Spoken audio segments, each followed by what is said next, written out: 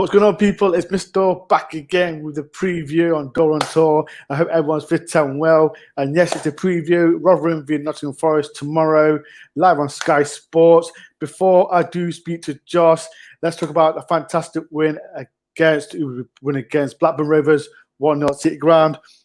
Fantastic result. Fantastic for Forest. Another major 3 points to get away from the relegation zone. But yet another tough game. We head to Rotherham, and I thought to myself, yet again, if people will remember, I had Josh on the other show when Rotherham came here. Josh, how you doing? Not too bad, mate. How are you? I'm not too bad, man. Not too bad. Fantastic win for Forest. How did Rotherham get on the weekend? We lost to Norwich 1-0. Oh, my days. But yeah, let's start. Let's talk about the game at City Ground. Do you remember the game from City Ground when we drawn 1-1? Yeah, I remember it quite well. I mean, you started the game better first 15, 20 minutes. You were pretty dominant, and then we kind of came back into the game towards the end of the second half, and then I think we scored 5 minutes into the second half. Penalty. It was a bit questionable whether it was a penalty, but I wasn't complaining. And then after we scored, it was just we just sat back and defended, and obviously you came back into the game, scored a goal. I think Sammy Amiobi, and then Lewis Grabban missed an open net towards the end of the game. Oh, very unlike Lewis Grabban. Oh, don't talk about that game. It was funny because, like I said, I think we spoke before the game on the preview, but the day before, I was confident. I was confident we do Rotherham, but from a Forest fan's point of view, Rotherham played they played alright that game, didn't they? Yeah, I mean, obviously, as I said, you started the game better, and then from 20 minutes onwards to around 50, 55 minutes, I thought we were the better side. And if we'd have kept positive like we were from the 20th minute to the 55th minute, I thought we could have genuinely gone on and won the game. I mean, it would have been our first win at Forest since 1955, so it would have been nice to win that record. Yeah. So, from that game since, how's Rotherham been going on? Obviously, the game after we drew with you guys, we went to Reading, completely dominated the ball, but lost 3-0. Beat Sheffield Wednesday the game after that, and then we kind of had a bit of a bad spell where we only won one of 5. We switched formation from 4-2-3-1 to 3-5-2, and we had some poor results, poor performances at the start when we first used that formation. But we've really grew into it. We've looked a bit more solid defensively. We can press a lot better by having 5 across the middle.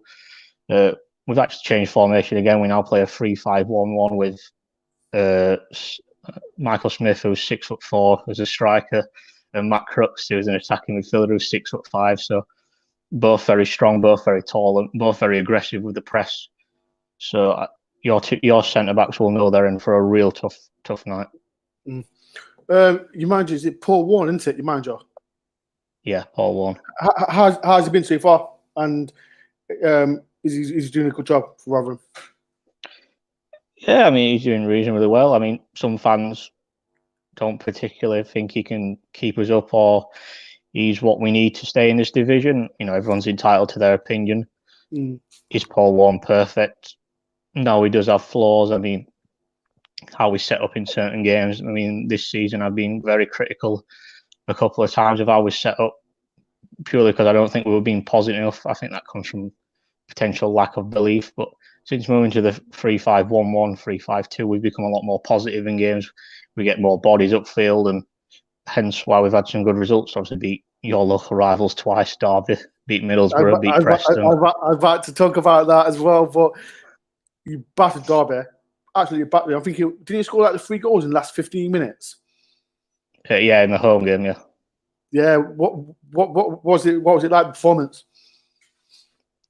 I think the first 70 minutes it was very even. Derby had chances to score. We had chances to score, but in the end we were more clinical. I think a few minutes before we scored the first goal, Lee Gregory missed a golden chance, and it was like, Jesus, this is going to be our day. I mean, we finally got some luck in this division. People, like I said, if you just joined, there's 19 people in. This is Josh, a Rotherham fan, and if there's any questions that you want to ask me, and ask Josh, put in the comments below. What player that's been good so far this season? If we were playing this game a few weeks ago, I would have said Jamie Lindsay, but he got injured a couple of weeks back against Preston, and since then we've lost our last 3 games. So it goes to show how influential he is. I nickname him the fiery, energetic Scotsman because that's exactly what he is. He epitomises everything about Rotherham United.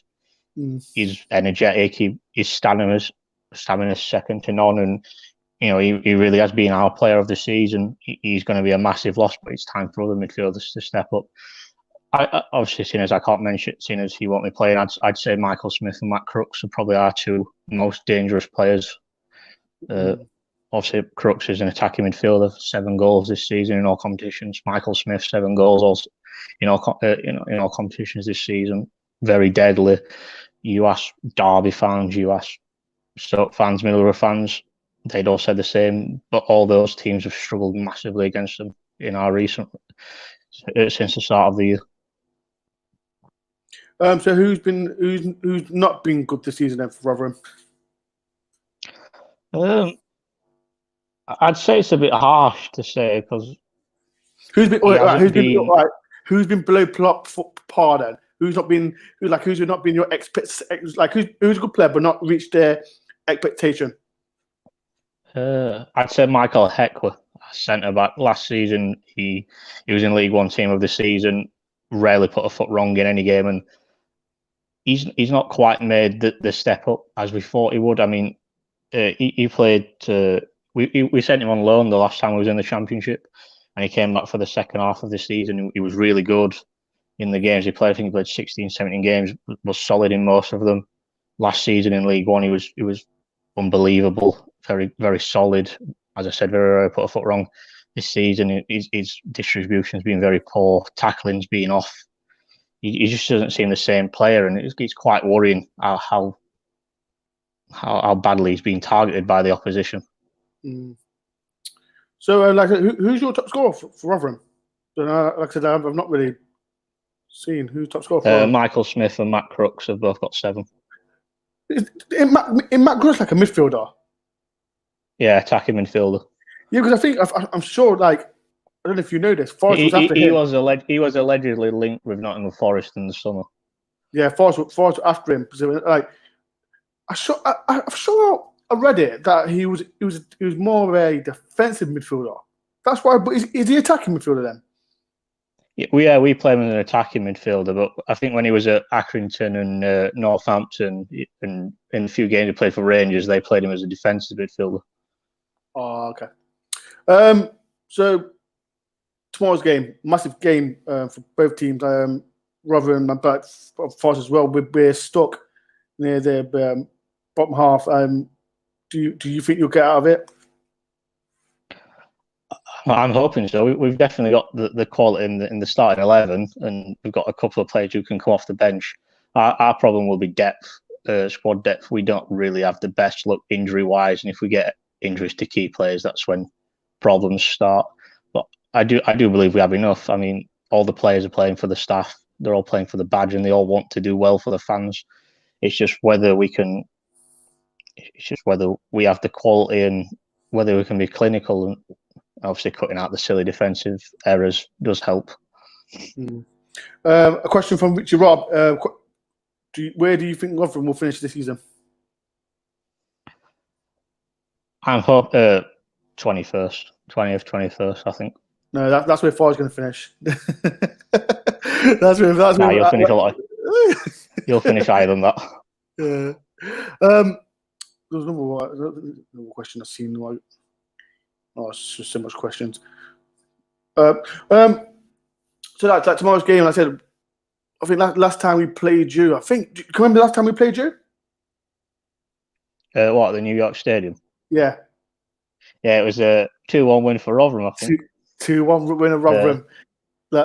Roy Keane and Martin O'Neill were your managers. Yeah, can you remember Roy Keane was when he was on the sideline and the guy was trying to take a throw in and Roy Keane was in the way? Can you remember that? Yeah, it was Will Volks, obviously. He was our long throw specialist, and Yeah, Keano were quite clever with what he were doing, and Volks just pushed him out of the way, didn't he? I fully expected Roy Keane to hit him. I were expecting a fight to break out, to be fair. I mean, he's one person you don't mess with, Roy Keane. You don't mess with Roy Keane. If people in the comments, can you remember that game when we lost to Rotherham? I think I did do a vlog as well, so I forgot to put that on the link. So after the stream, there is a vlog when I did go to the game. I remember that game was awful, absolutely awful. And can you remember that game at all? Yeah, I remember we took the lead. I think it was Michael Smith who scored. I think that was his. Funnily enough, I think that was his first goal since New Year's Day. That's that was his first goal since New Year's Day against Forest, and then I think Lewis Graben equalised just before half time. Graben equalised just after half time. Yeah, and then we went into half time. Thinking, oh, here we go. This is where Forest push on, and you came out for the second half exactly how you started the first half, shockingly. And Michael Heckworth, funnily enough, who I've mentioned hasn't been having the greatest of seasons, scored the winner. And towards the end, I thought we'd be hanging on. I thought you'd apply loads of pressure, and for some reason, it was like you didn't have the belief. It was like you didn't have the belief to push on and believe you could get the equaliser. It was like you'd not realised that we dropped the most points in the division that season. So it was like Rotherham aren't the greatest at defending leads, and especially with the goals we conceded in the last 5 or 10 minutes was incredible that season. So I fully expected Forest to get the equaliser, and I was quite shocked that they didn't. There's a question. I'm sure this is Ross who works for Rotherham now. I'm sure is this Ross? Yeah, it is. Yeah, Ross. Yeah, question for you, Ross. What's your thoughts on Victor Johansson so far this season? Was man match in past week games, and the fans are impressed with me against Bournemouth. What's your verdict on him so far? I've been massively impressed with him. I mean, I'm always been a big believer of having your own goalkeeper instead of loaning one. Obviously, we have loaned some good goalkeepers in the past. Marek Roddick from Fulham, we had him for 2 seasons. I thought he was a very solid goalkeeper. I think it's important for us to have our own goalkeeper. Victor Johansson has been very impressive. Is he the finished article? No. We signed him from Leicester under 23s in the summer, and not the tallest of keepers, but he reminds me of a sweeper keeper. He takes no prisoners. He's not scared. When we played Preston the other week, he took a really bad kick to the face from Ched Evans, and he just got up and got on with it. We call him the Viking. Viking. He reminds me of a Viking. Beard like one, roars like one. I mean, very, very good goalkeeper, and we'll only get better. And we're all hoping that he's with us for quite a long time. Another question for you, Josh. What areas do you think Rotherham needs to improve for next season? I think we need a solid centre back. I think we look very poor at the back without Richard Wood, which is quite worrying because Richard Wood's 36, and we shouldn't really be relying on a 36-year-old to improve our defence. So I'd be looking at signing a younger version of him, a leader. So obviously when he does miss games, usually needing a rest or injury, we don't have to worry as much. And I think a striker. I mean, I love Michael Smith. His work rate's second to none. Doesn't give a defender a minute's peace.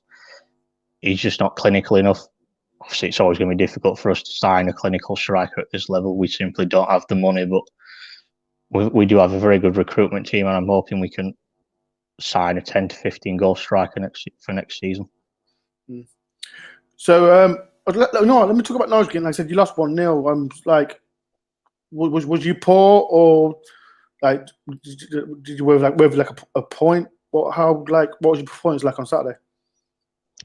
It wasn't not as good as we have been in recent weeks. It was very similar to the Bournemouth game, and against Norwich, we could have been 5-0 down in the first 20 minutes. One thing you know about Norwich is their front four don't need any help with scoring goals. What did we do?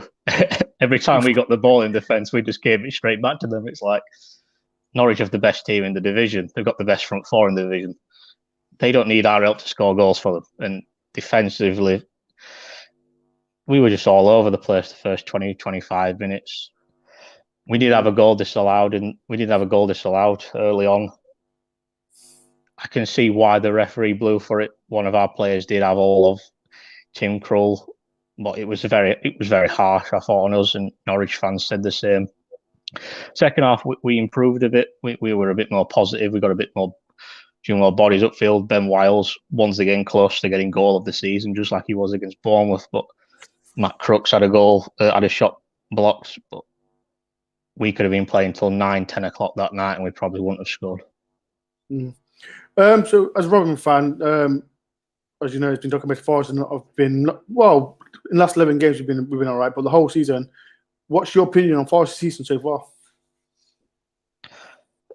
I've been quite shocked with how poor you've been. Obviously, you've improved the last couple of months or so. You've got a very good squad. I mean, this just goes to show what we're up against. You can sign Glenn Murray, QPR can sign Charlie Austin, and we're struggling we were struggling to bring players in January. It just goes to show what we're up against. But yeah, you've got a lot of quality, and I expected Chris Hughton to do a lot better with you guys, but obviously I could see you finishing mid-table this season, and who knows, if you give him a bit more money to spend in the summer, you could push on and hopefully for your fans' sake reach the playoffs under him. Right, so last question, Josh. People as well, what do you comment below, what do you think the score will be tomorrow? I will be doing a watch along tomorrow with Craig. That will start at 7:30. Josh, what do you think the score will be tomorrow? We really need to win. This is a massive game for us. 6-pointer. For both teams. Look, I've been looking at the fixtures for the midweek games. Coventry play Swansea, Birmingham play Norwich. Listen, we need to get 3 points. It's all well and good being happy if Birmingham lose and Coventry lose, but we need to take advantage of it. I'm hoping we win. We need to be out of the bottom 3. The last time we were in this division, we slipped into the bottom 3 around this time, and we didn't end up getting out of it. No matter, we kept picking up points, but the teams above us did the exact same. And listen, tomorrow's game against Forest is going to be extremely difficult. You've got a lot of good players. You're in really good form, but we desperately need to show up, and we desperately need to play like we did prior to the Cardiff game when we lost earlier this month. I'm going to say you've still got 2 games in hand, though. Yeah, against I think it's Luton away in March and QPR at home in April. So 2 teams, like I think they're mid-table teams. So, like I said, anything could happen. Like I said, Birmingham have not been playing well. Coventry, iffy team. So you still got a chance to stay up. Yeah, I mean, obviously with the fixtures we've got coming up, we've got obviously you guys tomorrow, which is going to be tough. We've got Reading in a few days. We've got Brentford coming up. We've got Watford coming up. But going to like end of March, April, I'm not going to say we've got an easy run of fixtures because there's no easy games in this division, but we've got the likes of Birmingham, Millwall, Coventry, Wickham, Huddersfield. If we want to be staying up in this division, they're the sort of games we're going to be taking points from, as well as obviously QPR and Luton. I still believe we can stay up, but it's going to be tough. But we need to start by winning tomorrow, get the confidence back, give the squad a huge morale boost. So I'm going to say 2-1 Rotherham. 2-1 Rotherham, same score. Oh my day, this is shocking. Yeah, so Josh says 2-1. I'm not going to give my prediction yet. Because I'm doing watch long tomorrow. I'll do my prediction tomorrow. So people as well, it is up. So if you want to ready for my watch long tomorrow, you can. Josh, last but not least, like I said, have I told you where do you think Rotherham will finish? Like, do you think? Be realistic. Use your head, use your heart. I do think we'll stay up. My head is the more sensible option than my heart. My head says 17th. My heart says 21st, just above the drop zone. So you are confident then. You are confident. Yeah, I believe we have the squad to stay up. We've proved recently with results. I mean, no one expected us to do the double over Derby. No one expected us to beat Middlesbrough. No one. I mean, when we played Stoke when they were in form and got a point, we probably should have won the game, but poor defending cost us. But we just need to play positively. I mean, we were pressing. We play better when we worry. When we don't worry about the opposition, we make them worry about us, and that's all we can do. We can't go into this game with a negative mindset. Exactly. I hope you know. You need to go into the game with a negative mind because we need to batter you up. But Josh, it's been a pleasure for coming on the channel. Like I said, this is Josh. He's on Twitter. If you do, I will put his Twitter link in below because I've done it lastminute.com. Put everything on the bottom. So, but yeah, Josh, it's been a pleasure. Are you free tomorrow after the game? Yeah, mate, I'll be free after the game. If you like, I'm doing a review. If you want to come on tomorrow, and then you can talk about the game if you are free.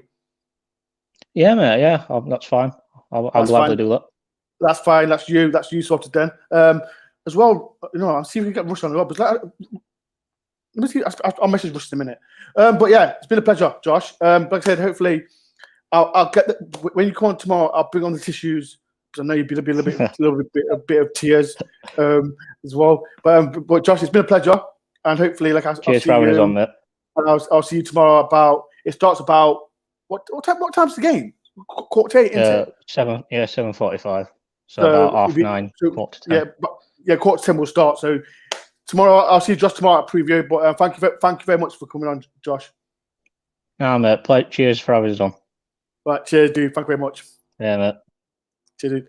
Right, so that's Josh. Rotherham fans. Like I said, he'll be on tomorrow on my review. People in the comment section, what do you think the score will be tomorrow? Before I do go, did anyone watch the Keith Foy interview? Did you enjoy it? Because I got some positive feedback as well from the Keith Foy interview. Yeah, I really enjoyed it. Really enjoyed it. I will put the link in below so people can watch it.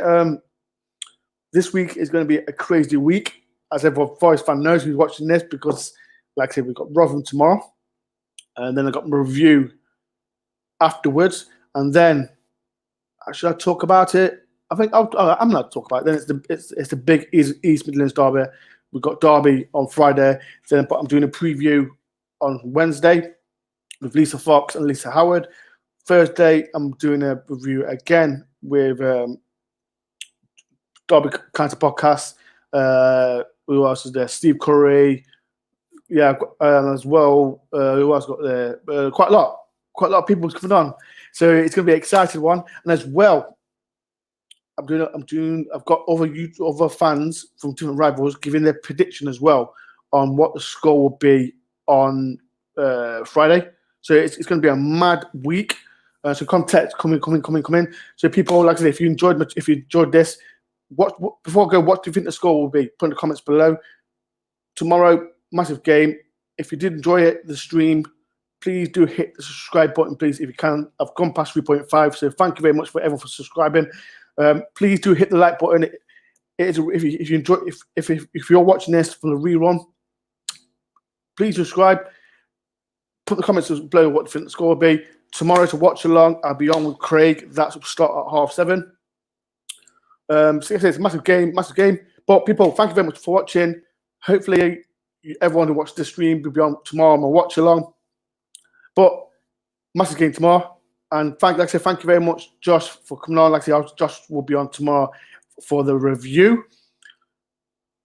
Big game. Hopefully, I see everyone tomorrow. Peace and love, everyone.